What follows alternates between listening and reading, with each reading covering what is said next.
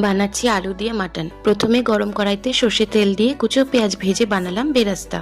তারপর ভালো করে ধুয়ে রাখা 500 গ্রাম মাটনে টক দই, হলুদ, নুন, কাশ্মীরি লঙ্কা, ধনে, জিরের গুঁড়ো, বানিয়ে রাখা বেরেস্তা ঘি দিয়ে মেখে ম্যারিনেট করলাম 30 মিনিট। হলুদ ও নুন মাখানো আলুগুলো বেরেস্তার তেলেই ভেজে নিলাম।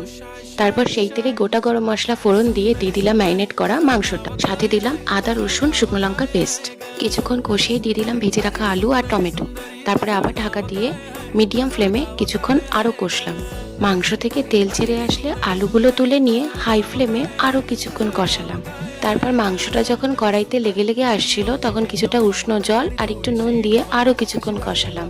যতটা ঝোল রাখবো ততটা উষ্ণ জল কড়াইতে দিয়ে মাংসটা প্রেসার কুকারে ট্রান্সফার করে 4টে সিটি দিয়ে ভিতরে স্টিমটা রেখে দিয়েছিলাম। তারপর হাফ ডান করা আলু আর গরম মশলার গুঁড়ো দিয়ে আরেকটা সিটি দিয়ে নামিয়ে নিলেই তৈরি জিভে জল আনা মাটন।